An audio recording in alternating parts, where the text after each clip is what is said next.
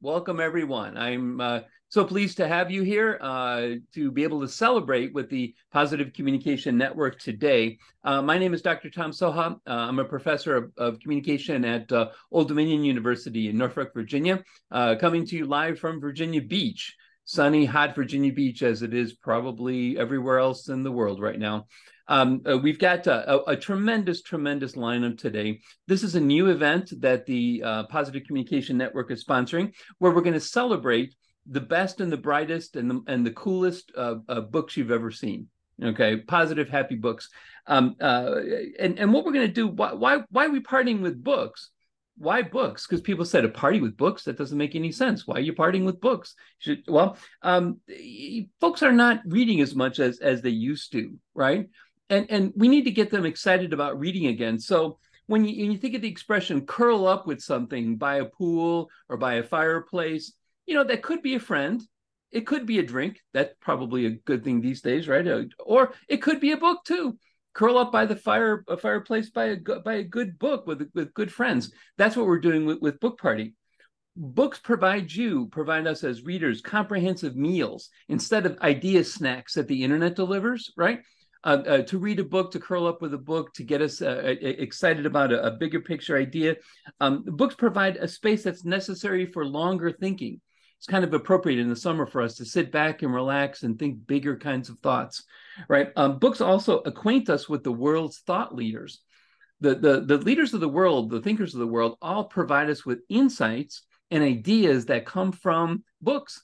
And we're going to get some really great thinking today coming from Julien and Alex.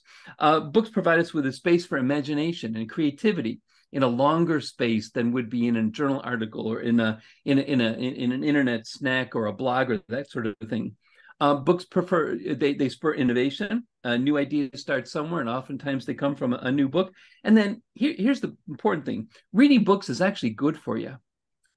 Reading books is good for you. It's good for us in a lot of ways. It's good for us cognitively, of course, but also emotionally and relationally in our careers and self-actualization. We can do so much with books.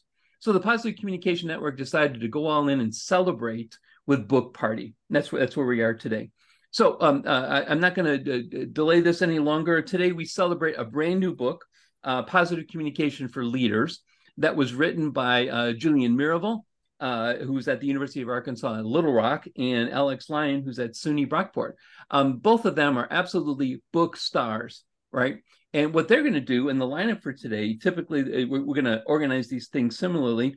We're going to have the authors tell us a little bit about their book. They're going to take us through some interactions. We're going to do some breakout rooms. We're going to do some conversation, like we'd like to do interactionally here at the Positive Communication Network.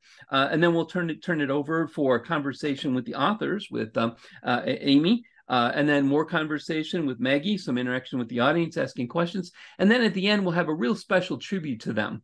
All right, we're going to do something kind of fun and kind of special at the end of this. So Book Party is a thing we're launching in the summer, but expect more books. And if you have books, positive books that you're reading that you think we should pay attention to, send us a note. Drop me a note and say, hey, Tom, I got this great book I want to have profiled. Bring the authors in. We'll have conversations with them and get us reading and get us thinking. There'll be more books in the future. There's actually going to be, just a little hint, a book series is coming. Palgrave Macmillan just okayed me to be a series editor of a brand new series called Palgrave Studies in Positive Communication. You'll be seeing that soon. More on that followed up. But books are one of the things that we're going to do here. And today we're going to kick it off with Ryan and Julien. So without further ado, let me turn it over to them so that they can rock us as book stars. Well, thank you very much, Tom, for that introduction. We are going to be sharing some slides here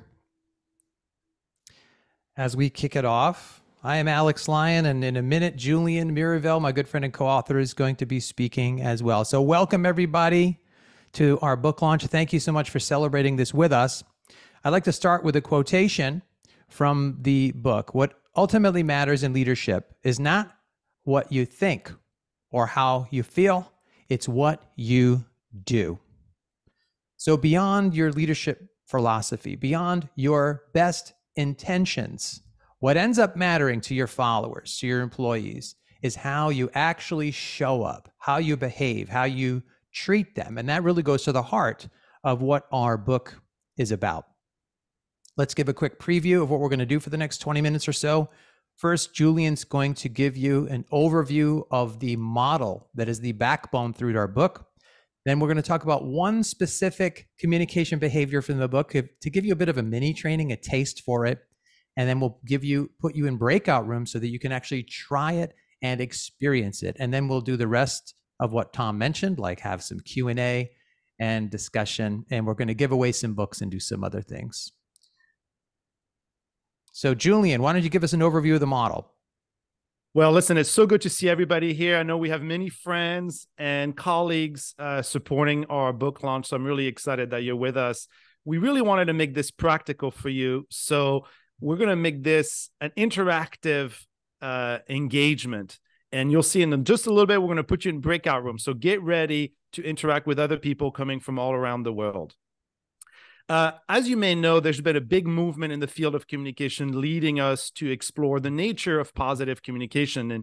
And Tom Soha has been really leading the wave in that area, as well as Maggie Pitts, both of whom are part of the Positive Communication Network.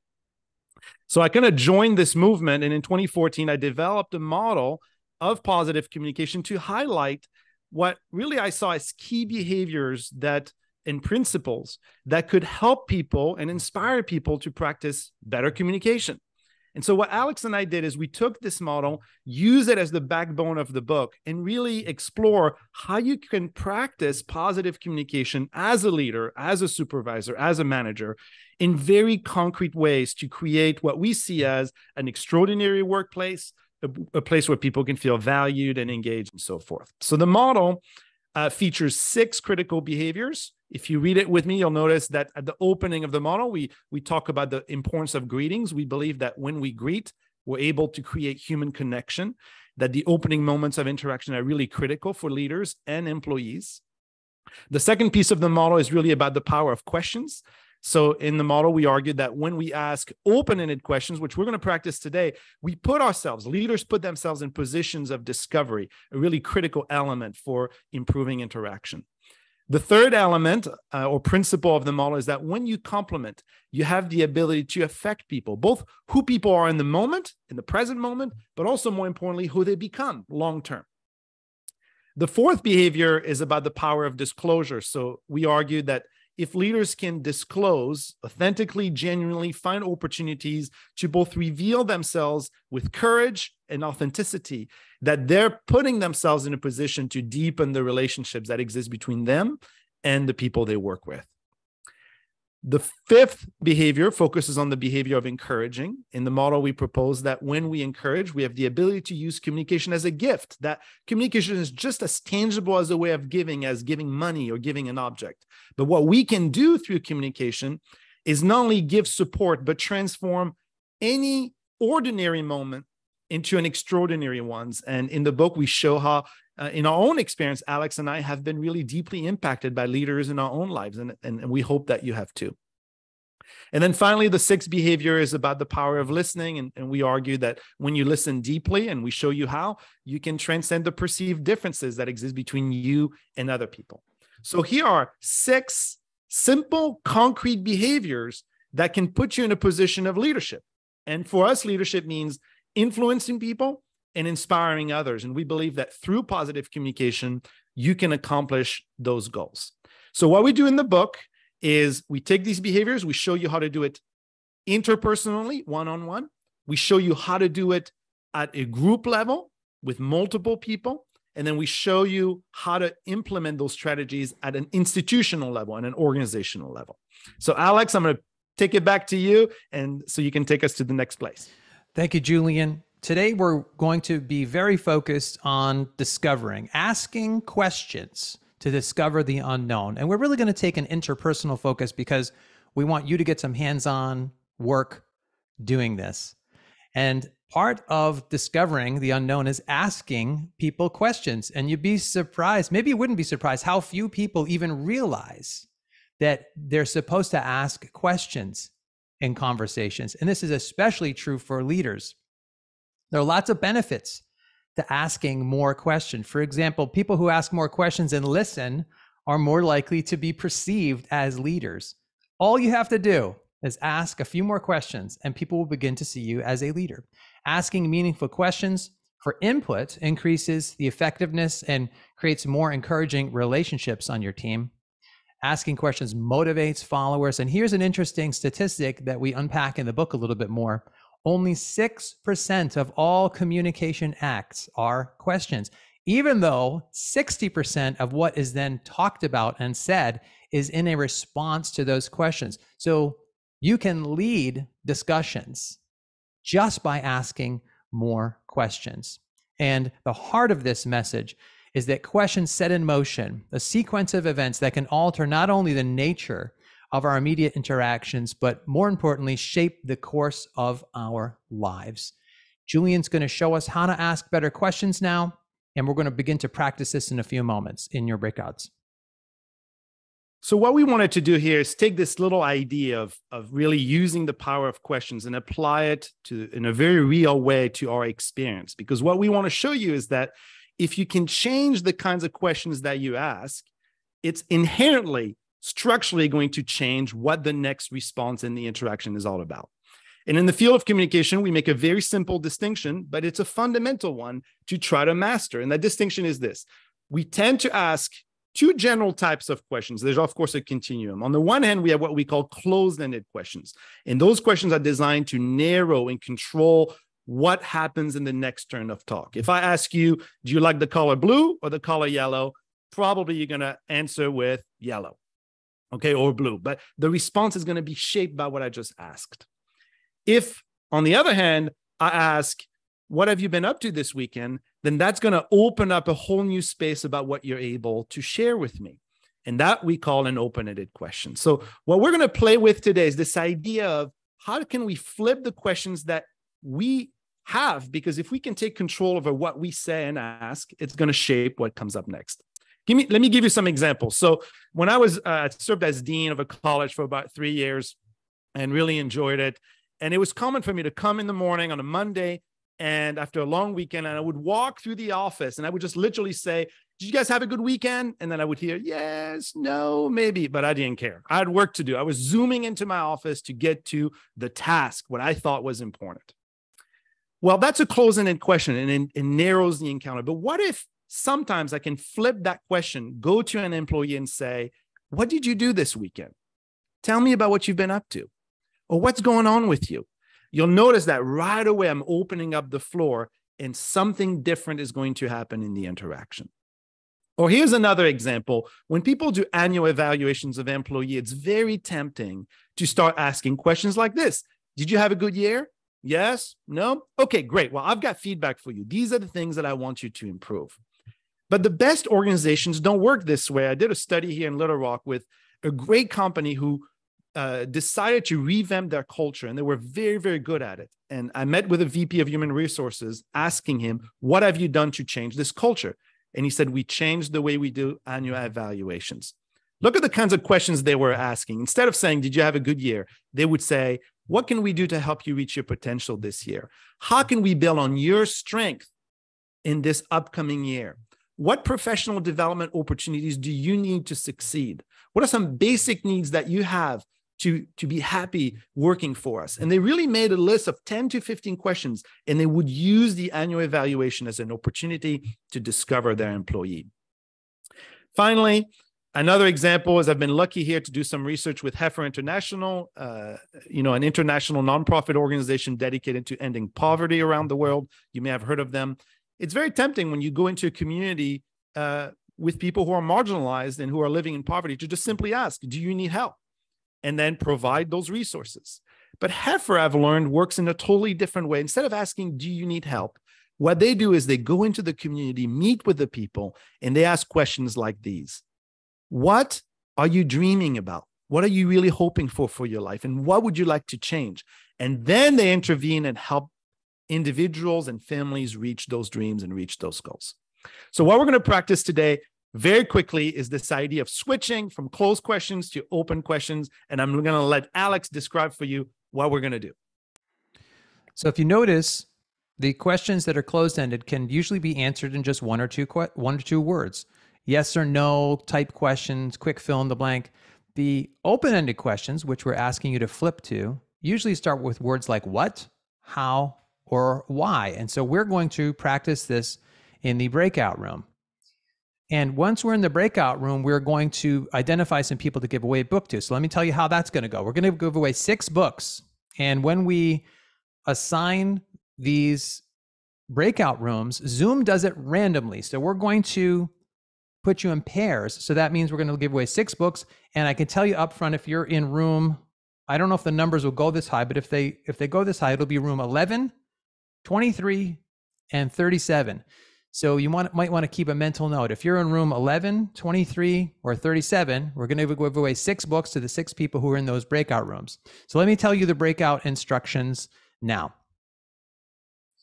In your breakout rooms, you're going to ask each other questions. So we would like you to experience the difference between asking and answering closed-ended questions and also open-ended questions. So what we'd like you to do right now, as I even explain these directions, is draft 3 closed-ended questions that are designed to get to know the other person, to discover the unknown. Questions could be as simple as, when is your birthday? Or where do you work? Those are closed-ended questions meant to discover the other person, but also they can be answered in 1 or 2 words. We also want you to draft 3 open-ended questions. Again, these typically start with how, what, or why, and you can begin drafting these questions right now as I give the instructions. These can be questions such as, what travel plans would you like to do in the future? Or what are some experiences that give you joy in your life? Your questions don't have to be anything special. Just make sure you have 3 closed-ended questions, 3 open-ended questions.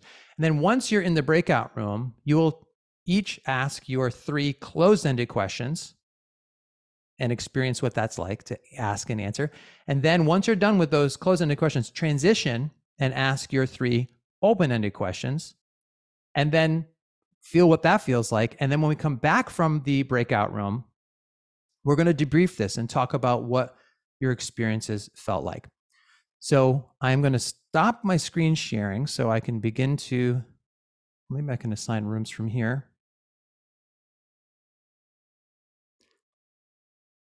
I'm going to assign some breakout rooms. You're going to be in a breakout room with 1 other person.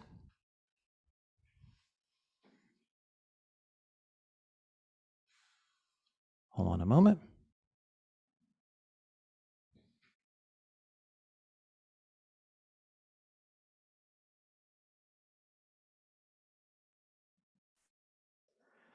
Just assigning these breakout rooms.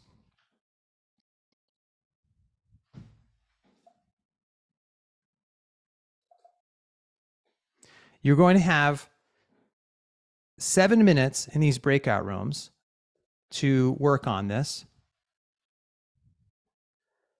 Hey, while you're doing this, Alex, yes, let me go help ahead here.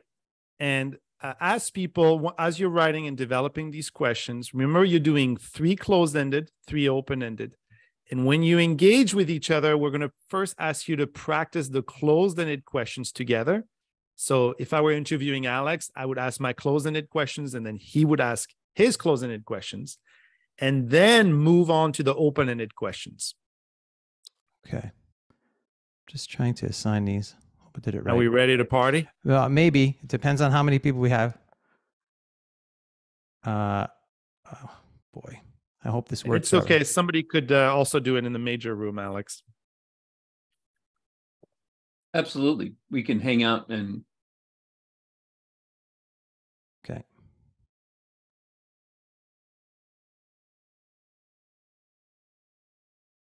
Well, while Alex is working on it, oh, there we go. Well, it's not, I did it a little wrong. It's going to put everybody in the same room. So I've got to close this. Sorry. I have to start this over. It shouldn't take long. Okay. Well, as long as we're doing that, let me wander through a couple of things. We're going to have Amy Young is going to be coming up next after this exercise. She's a professor at the Ross School of Business at Michigan, and she's going to be chatting with the authors. She's got some questions. And then Maggie Pitts will be working on the Q&A. So also be thinking about questions for Julien and Alex, right, to ask them about the book. So she's going to be working on that. And that'll be put into the chat. So if you've got a question that you want to ask and that's come up already in your thoughts, toss it into the chat and we'll try to monitor it. Phil Glenn is also here with us, one of the co-founders of the Positive Network. He'll be helping us to coordinate things along with Maggie and Amy. And then what we'll do is we'll convene back to give these folks our accolades. So again, this is our debut doing this activity. So we'll be ready for prime time at some point, and we'll get better and better at this as we go along. How are we doing, Alex? Almost there. Okay. Well, y'all look good. I got to say, y'all look good to me. I'm looking at y'all pretty sharp there, all the different diversity. Okay. All right. I'm going in. Should be going now. Good.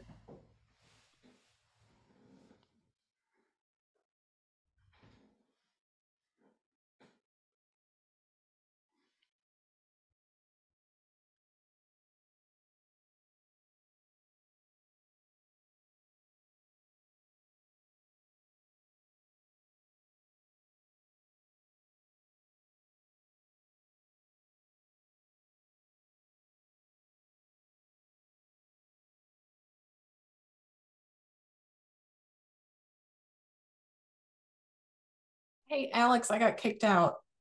Same. It was group 8. Oh, I can move myself back in.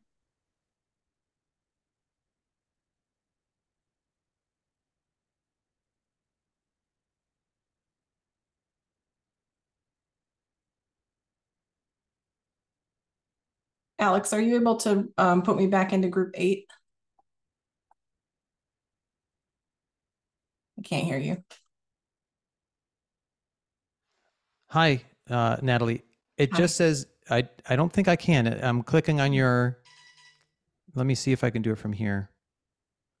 Hello, I was in room 22, so looks I like went I might back to the mains. I think that if you're in the main room right now, you're stuck because I'm clicking on the names. Let me see. I might be able to do this. No. I'll have to put you in random rooms. I'll try that. Nope. It's not letting me reassign you for some reason. I'm clicking on names and there's nothing. It doesn't. It looks like it's going to try to engage. Nope. It won't let me. Sorry, you're all in the big room with us for the next few minutes. I'm not sure why it's doing that. It was supposed to automatically assign everybody. Sorry about that. I have to write down the names of the people who are winning the books. Mm-hmm. And Alex, I was in a Zoom room, but nobody joined me, so I came back to this room here. Maybe one of you was my partner. I was thinking about the staff that I work with, and how I might be able to be more inviting in the questions that I ask. So maybe I'll give an example here in this room, and maybe somebody else wants to give an example while we're still waiting to get sorted into other rooms. But one of the questions I have is, like, I thought I would ask, did you identify your personal improvement goal? Like, did you identify something you want to work on this year? And of course, the answer there could be yes or no. But what might be a better question would be, how can I help support you and your personal goal? Or tell me about your personal goal. So that was one of the questions that I thought I really want to bring into my career conversations with my teams. Did anybody have something that they might want to share with this group with close-ended and then open-ended question? Robert, I see you slowly raising your hand. Go for it. I was actually looking for the reaction button to raise my hand, but anyway, thank you. So yeah, I had, for closed, I just had simple questions like, what is your career? Where are you from? And what's your favorite color? So then pulling back and then going a little more serious and a little more open-ended, what are your passions in life? Or your favorite place you've never been to that you would like to go. And then I was trying to phrase this as a question, but is there something about your family background that you want to share? Background experience, something to that effect. So that was what I came up with. Robert, I love those questions, and it makes me, it makes me want to engage in that conversation with you. Like, these are questions that I would want to have a chat with somebody about. It might help me get to know them a little bit better, or connect on that interpersonal level, and then inspire me also to think about, like, what are my passions, or, my bucket list? Where do I want to go? And maybe we find that we both have a destination in mind that we may never get to, but wouldn't it be great if we did? Thank you for sharing those. Sure, thank you. Yeah, absolutely. I see Chris Escarella has also raised their hand. Chris, do you want to give us your examples? Yes, it was just when Alex and Julien, they started talking about their book and showing us the whole inspire, I could just remember when I was an administrator that I have actually done those things, but I just didn't know that the whole concept was there. But it validated the success of how I managed and led my team. And this is what I have done. Every morning, I would go out and do my rounds. I have this little notebook. But when I round, I can give you the examples of a closed ended questions if I had done those, but I did mostly a lot of the open-ended question, right? So we are in healthcare. So I can round and say, how was your weekend?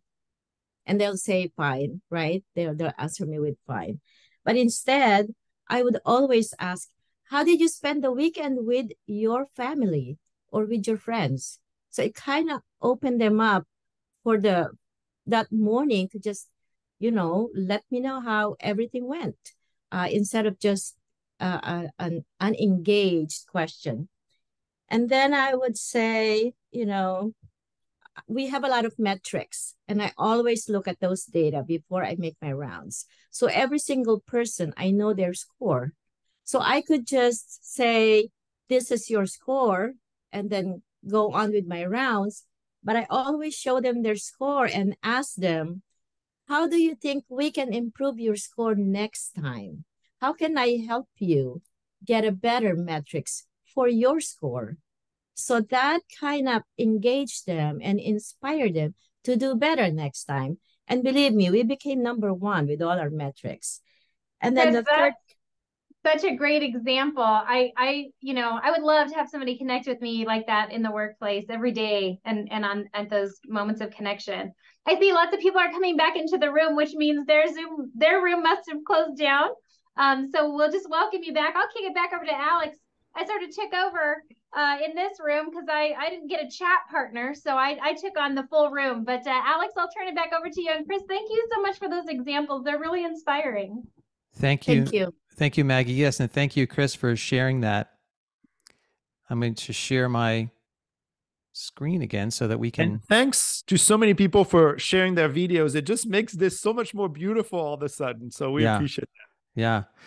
Excellent. So let's first announce the book winner, the book winners. We have 6 people, and I have some of your full names and some of you I just have sort of short names. And so what I'm going to ask you to do is private message me or email me somehow so that we can collect your information and get you a book. So the first person is JB Perkins, and your email address ends with ASUB. You probably know who you are. JB Perkins in room 11. Also Joy, who actually I know pretty well, was in room 11. Catherine and I think it's Keegan, can't read my own handwriting, were in room 23. Joe and looks like Raphael, Joe Maynard and Raphael were in room 37. So you are our 6 book winners. Congratulations. Please do not relent until you get a private message to us and we have collected your mailing address so we can send you a hard copy of the book. Now, what we'd like you to do is tell us, went too far. And I can take it here, Ivan. Go ahead, Alex. So we have to wrap up pretty quickly here to give room for our discussion and our Q&A. So I want to just take a quick moment to debrief at least the exercise, and I need you to help me. So when we did when you interacted with each other using closed-ended question, use the chat right now and put in a word about what the interaction felt like. How would you describe it using one word? Let's do a bit of a cascade of impact. And I'll read: limited, lame, brief, quick, procedural, truncated, impersonal. Some people still liked it. Somebody said tennis. I love tennis. Quick, good, challenging, okay, transactional, limited, too short, fast. Okay. So now I want you to think, using the same thing we're doing right now, how would you describe the interactions that you had using open-ended questions? What word would you say was there? So I see warm, relational, connecting, organic, authentic, meaningful, better conversations, inspiring, deep, thinking, insightful, engaging, meaningful, fun. So I'll stop right here. What I wanted you to see, and what Alex and I really were hoping for, is that you can see how if you've changed the question, you're going to inherently change what happens in the interaction. And what we do in the book is really take all of the little behaviors of the model and show you how to put this kind of behavior in practice. Alex, let's conclude. So we have a quote here from Peter Drucker that really sums up a lot of what we've been talking about. The leader of the past was a person who knew how to tell. The leader of the future will be a person who knows how to ask. Just a little reminder, that model is from our book. I'm not sure if that link has been dropped in the chat in a while. Somebody could do that. That would be great. And we are going to now pitch it over to Amy Young, and she has some prepared questions for us, a couple of that she's been thinking about. But in the meanwhile, could we ask you to write out your own questions in the chat? And then in a moment, Maggie, who was helping out earlier, is going to pick a handful of those questions and offer them up to us. So go ahead and write your own questions for Julien and or me in the chat, and Maggie will sort through those. In the meanwhile, Amy, where are you? I'm right here. I don't know whether, can you see me now? I can. We can see you. Okay, good, good. Thanks for that exercise. One of the things I love about that is that it demonstrates how you can have immediate impact and you can feel it. And the thing about your book is that there's so many little tricks like that, little nuggets. So the questions I came up with are ones that I've been hearing a lot of leaders talking about, things that they're worried about. And one of them, the first one, is really about loneliness. So we are really at an epidemic level of loneliness in our country. And we know that, obviously that's coming into the workplace. I'm wondering, can your model help us with combating loneliness? So thanks, Amy, for that question. I'll take that one. We really are in an age where loneliness is becoming more pervasive in the workplace and also at home, which is why the Positive Communication Network, as you know, is organizing a conference next year focused on that topic, but really looking at how positive communication can help. And it's my thinking, my perspective, that if as a person you begin to practice the behaviors in the model, you are going to see immediately that you can come out a little bit of this experience of loneliness. I was meeting with a leader yesterday, just having coffee. He's a general manager of a TV station. He was talking to me about, before the pandemic, he was just walking the hallways and talking to people and meeting with his team. And he was really creating a lot of relationship all the time. And then the pandemic hit. He went home. Everybody was working from home. There was no connection. And he was saying, now we're kind of back, but he still finds himself really struggling through how to create connection. If you look at the model, the first behavior of the model is the idea of greeting. And the reason why we focus on greeting is because all relationships are created by an opening. And, the moment you say hello, the moment you say hi, the moment you move towards people is the moment where you bring about that relationship and you bring it to life. So I would say one easy thing to do is, if you want to come out of loneliness a little bit, is reach out to people, schedule some coffees, meet people for lunch. And of course, for some of us, that may be really hard to do, but loneliness is the experience away from people. And part of a way of moving in the opposite direction is to start inviting connection. The other thing, in the model, we talk about asking questions, which leads people to discover each other more. So practice some of these open-ended questions. And the more you'll know people, the more you'll feel connected to them. And that will help you manage some of this feeling of loneliness. So I'll stop here. I hope that helps. I want to make sure we have a sense of the other questions, but that would be my advice, is start by meeting people, invite connection, and then practice the behaviors in the model that we described in the book. Thanks, Julien. I do know with those practices, when you do them, you'll get an immediate impact. And so you can learn yourself how, the impact of it. Another question I have is, our work is now hybrid, or it's all virtual, or, we have a mix. How do you build these positive connections, use your model, if a lot of your interaction is actually virtual? And I don't know. Alex, do you want to take that question? Yes, I will. Many of us are working hybrid, virtual. I mean, we're doing it right now, if you think about it. And the answer is, we can still use all of the behaviors in the positive communication model, but you have to be more deliberate because you're not face-to-face. In face-to-face interaction, you might be walking down the hall and randomly bump into each other. You're not going to randomly bump into each other on email or on Zoom. So what you have to do as a leader is say, I am going to make it a point to reach out to people virtually on Zoom. Zoom is better than just email or texting because it's almost face-to-face. And you have to build time into meetings at the beginning of meetings to do icebreakers, good icebreakers where you get to know each other. Open and close your emails with a good greeting, which is another part of the model, greetings. Take time to listen during your one-to-ones that are virtual, and essentially create an intentional place, time, and space to connect with people. So you can still do it, but essentially positive communication has to be on your list of tasks, on your agenda to connect with people, because it will not happen randomly. That's my short answer. By the way, before we get to the next question, I do have some information from our book winners. So JB Perkins, Joy, and I think it's Raphael. I have your information. If Catherine and Keegan from room 23 can private message me with your information so I can mail you the book. And also Joe, I believe it's Joe Maynard. If you could direct message me right here on Zoom, I'm going to take a screenshot of your address and we'll get those books out to you. Go ahead, Amy. Okay, so I think both of those questions, you guys hit them out of the ballpark. Let me see if I can stump you with with my next one. So many leaders will talk about how the biggest challenge they have is they don't have enough time, but then relationships take time. So how do you manage that? About it, have you figured out a way working with other leaders or your own experiences?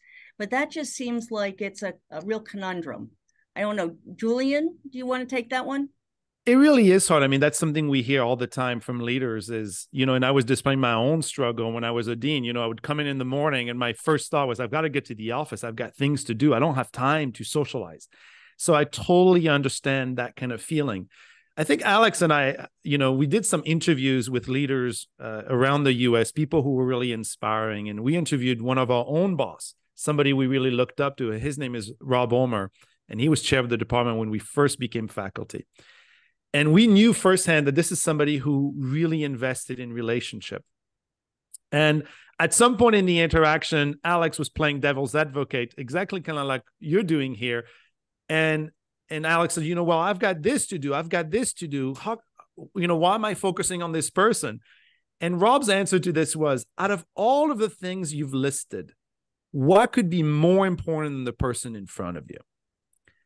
And that to me shows what we're talking about. It's the idea that relationship is kind of number one, and it does take time. So I don't think we should lie to each other about this. But it's a little bit what we said to medical professionals when we first started talking about communication skills, 30 years ago with doctors. They said, well, I don't have time. The technique, the skill is going to help you save time. And more importantly, if you, like, for example, let's say you know what's going on with your employee, that's going to help you solve problems later on much more easily than it would if you have no knowledge at all, right? You're going to struggle along the way. Or Rob told us, he says, I don't send a lot of emails. So as a result, I don't get that many because he's constantly interacting with people. So he actually saves time in a different way. He invests in the moment, but then he doesn't have to deal with a bunch of emails in his mailbox. So I think you need to think about it like, I'm investing my energy, but I'm actually saving time long-term thinking about my role and how to create this culture. Yeah. Thanks, Julien. We have a couple more minutes. So real quickly, here's what I think is a really difficult one. The workplace brings disappointments or challenges, like it's not all positive. So does this model work there? And if so, how would you apply it to a situation? So for example, if, you need to give advice to an employee that their work isn't quite up to snuff and you got to give, kind of negative feedback about that. How would you go about that? Well, that's a great question because one of the... You want to take that, Alex? Yeah. One of the key misconceptions, as I'm sure you know, Amy, is that sometimes people will think positive communication, oh, that means just have a positive attitude no matter what else is happening and just give positivity. And really that's not really a great in-depth understanding. So what happens is you have to have difficult conversations. You have to give people corrective feedback, constructive criticism. People need to get better at things sometimes. And as a leader, it's your job. However, what we're saying is you can use communication to encourage a positive outcome, even if you have to speak directly to the person. So we're looking for a positive outcome, and that is never accomplished by escalating, getting hostile, getting toxic. In fact, what we suggest in the book is for every one constructive criticism, you have 4 to 5 positive compliments, positive feedback. It's a relationship. And so positive communication is investing or making deposits in the relationship so that the person knows you are for them, you are on their side, you're there to help them grow and thrive. So when you have to finally have that constructive criticism conversation, you have built up a reservoir of goodwill. Yeah. You have established trust and strength in the relationship so that the person is now willing to accept your constructive feedback with grace because you have the kind of relationship that allows for that. So it's not about always being sunny side up. It's about cultivating a great relationship so it can handle the difficult conversations. And thank you so much, Amy. I think we're going to pitch it over to Maggie, who's sorting through some questions now. Is that right, Maggie? That's right. We're thinking of this as sort of a lightning round. We'll get through as many questions as we can, and we'll see if we can go back and forth between me and Julien. So Julien will take the first one, no matter what happens here. Okay, this is hard. It turns out that my job, I think, is the hardest. So I'm going to start. I've been sorting the questions. Thank you all for sharing your thoughts and questions. I've seen a lot of interaction on the chat too. But we'll start with some easy questions. Can you address, are you writing a workbook? Will you have a class? What are additional resources that can be available to this group coming out of your book? So thanks. I'll take that easy question. Currently, Alex and I are in the works of doing a number of things. The book, I will say, I think I put that in the chat, does offer a number of activities. And in fact, we end by helping you develop a communication plan. So we have some worksheets that you can use in the book itself to start thinking about, okay, how am I going to implement this today? Because the reality is reading about communication is great, but what we're after is actual behavior, right? And that's why we put that up front is, what are you going to do now? Can you reach out to somebody you don't know? Can you start changing the questions you ask? Can you celebrate the strength of somebody you work with? Those are things you can do right now today. The other thing that we're working on and that all of you will participate in if you opt in, actually you'll have an option to opt out, is we've developed a 9-day email class. So as soon as this event is ended on Monday, every day you'll receive an email from us, and it's going to take you through the model in a very simple way. And it's going to give you a little challenge, like a fun challenge. Today, try this. Because what we want you to feel is that communication is about creating something. And if you change the way you communicate, you're inherently going to change what those relationships are all about. So more to come. We'll have classes that we're developing and more fun things. But that's where we're going to start for now. Julien, I'm so excited. As a lifelong learner, I can't wait to take your email class. I just wish we could do it in person. Let me jump to a deeper question here. One of our participants wrote that they used to practice many of the positive communication behaviors that is present on Julien's model. But, life is overwhelming. There's a lot of challenges. And so this person was finding themselves less able to engage in those activities. Can you make some recommendations for how to get back to positive communication? What are some strategies for making that more present in our lives? I could take this one. We recommend practicing one per day until it becomes a habit. So let's say Monday, and this is what our the free email class is going to walk you all through. By the way, you can opt out of that email class on the very first email, so it's no problem if you don't like that stuff. Practice one per day. So let's say Monday, we focus on greetings. That's all you have to do that day is work on greeting people well. Develop that habit on that first day of the email class of greeting. Day 2, we give you some tips on how to ask good questions. So you open your email, you read it, and you think, okay, I'm going to go out there and ask 3 questions today. That's all you have to do. So the goal is to keep it really simple, take it bit by bit, bite-sized chunks, and then practice one per day. And then over time, these will become more ingrained habits. That's great. Thank you so much. And I think, especially for somebody who feels overwhelmed at sort of constantly leaning into the positive communication, or if you're not getting that back, seek out others. Our network is great positive communication network where we can also help kind of fulfill that role for you. But practicing one a day is less overwhelming than taking the whole model on. So start with greetings and see where that takes you, and hopefully that will re-inspire you. We had several questions that were about specific features of the model. And so I'll focus on the ones that were about open-ended or close-ended questions, since we practiced that together. Are there any tips for folks who find open-ended questions maybe intrusive or an uncomfortable mode of communication for them? Yeah, that's always difficult. I mean, and first I also wanted to say, because the previous question was really important, is, the goal is not to be a perfect communicator. The goal is to stretch ourselves to see if we can practice some of these behaviors more frequently. But it's also okay. We all go through hard times, and it's okay to give ourselves a little bit of leeway that maybe in that moment I cannot raise to that challenge or that behavior. Human relationships have to include space for positive moments and negative moments, right? And I think that's what Alex was trying to get at earlier.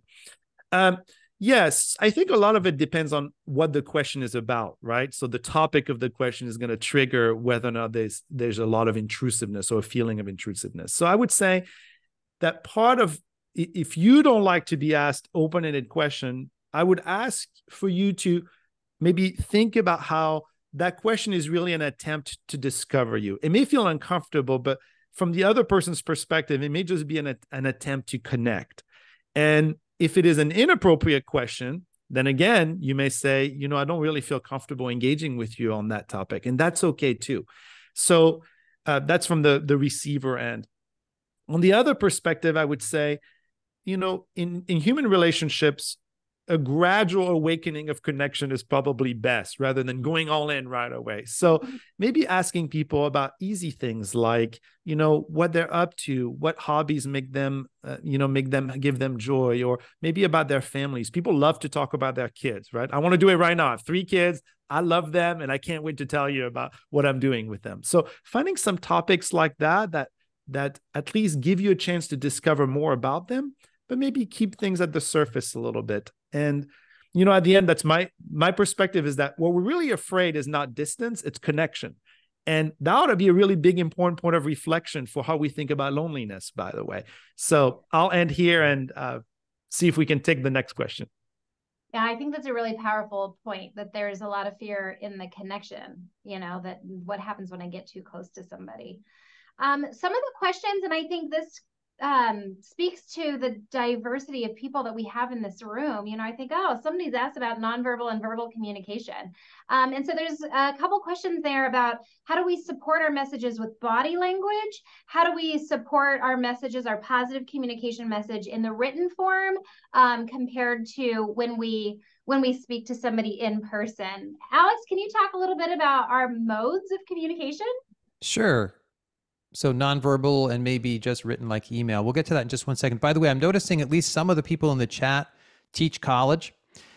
One of the invites that we would like to offer for you all, if you adopt this book for your class as like a secondary textbook, it's only 200 pages, so it's probably not going to sustain a whole course. But if you want to add it on and you would like either Julien or I to Zoom in and do a Q&A about the book in your class, if our schedules are available, we'll try to do that for you. So please reach out privately.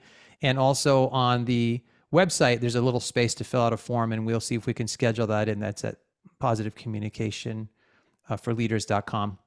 So in terms of nonverbals, we believe that if you commit to this, if you actually care about people inside, and you're not just doing these as superficial behaviors, in other words, you really do value people, you want to have good relationships, then you will almost naturally show positive nonverbals that accompany how you ask a question and how you greet somebody.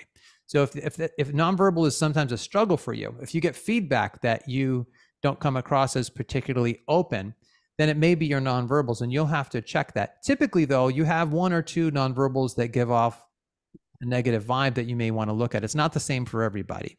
In terms of written communication, for example, email, the same exact principles apply. So let's say we're talking about greetings, which we've mentioned a few times. That's the first piece of the model. You want to open your emails with a good greeting and close them appropriately as well, instead of just getting right to the task at hand. So the principles can apply. You can adapt these essentially.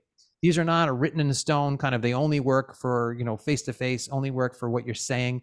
It encompasses some nonverbal features, which we address throughout the book. And we certainly address some written features of this throughout the book. We talk about texting, we talk about emailing, we talk about things like Zoom. Thank you so much. I have a question about compliments. So again, people are just kind of digging into those components in the model. Julien, will you talk to us a little bit about when are compliments, appropriate, authentic compliments? What types of compliments are we talking about in the workplace that help us really create that positive shift? So, in the book, we take up the context of leadership. So what we write about is, if you are in a position of leadership, how can you use communication to create meaningful relationships with people and also create an extraordinary workplace where you can accomplish meaningful goals? The goal of some of this is also to create a place where people can be productive and achieve something very concrete. So when we talk about complimenting in the book, we look at it from that vantage point. And for me, it's a big question. So as a leader, I would ask it as a question. As a leader, do I tend to use my communication to be critical, or do I tend to use my communication to strengthen the people around me? And it's really a reflection of one of the core principles from the field of communication. Communication scholars may disagree about many things, but they're at least going to agree that communication affects people, and it affects who they are in the moment, affects their identity, because identity work is being done.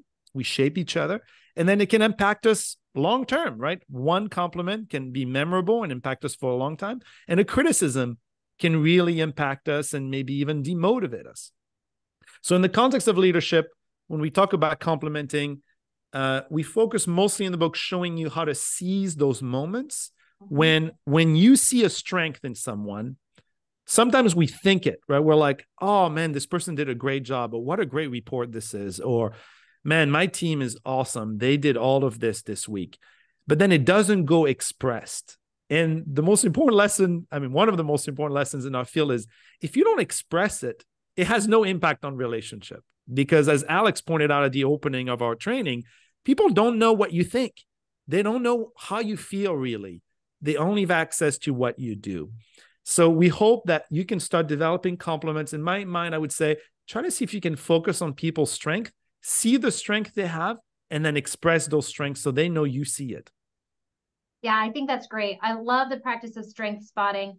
It's nice to hear the strengths that you're showing, but sometimes you don't know your own strengths until somebody says, you really show a special skill in this area, and that always feels nice. And then you want to try it, maybe secretly at first, and then you go all the way. Like, I have a superhero strength that I want to choose.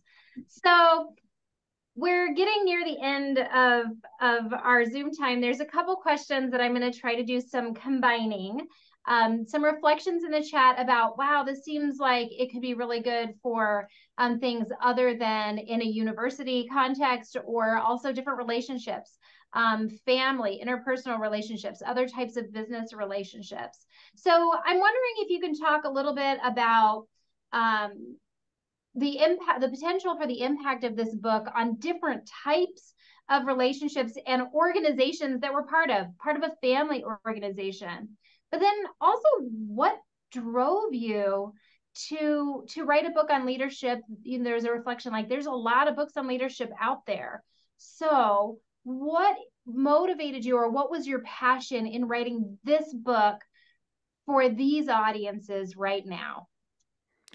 One of the reasons we wrote it about leadership, and even though there are a lot of books about leadership, is that most of the ones we've seen talk about leadership principles or leadership philosophies or inspiration, and those are all amazing and great. Not as many tell you exactly how to do it in practice. So you can take someone who's been promoted as a technical person because of their expertise, but they need these communication and leadership skills. So we break it down behaviorally, what this should look like, what it should look like on an interpersonal level, and how you can go out there and do it, how to create this kind of team, how to create this kind of culture in your organization as a leader. And each chapter goes through levels like that. Tons of hands-on activities to put this into practice day to day to make it a concrete reality. And of course, it adapts to your family, because maybe you're a leader, even if you're not the actual leader, right? You just might be the oldest child, or you can use these and lead by example. You can apply these in your personal relationships, in your family, and nonprofits, in the classroom, anywhere, because really there are leaders positioned every which way. If all you do is have a child, if you're a single parent with a child, you're the leader, right? So I'd like you to think of yourself as a leader and look for opportunities to lead. But certainly, as those questions indicated, and I saw some of them in the chat as well, absolutely, we can use these on the interpersonal level. In fact, that's originally when Julien developed it. He developed it out of that motivation to connect interpersonally. And then we were seeing all the applications for more team and group and leadership settings. Thank you so much. Thank you, everybody. I'm going to kick it over to my good friend Tom, Virginia Beach, to close us down with our final celebration. Well, celebration is definitely the right word. I mean, we're here to book party, okay?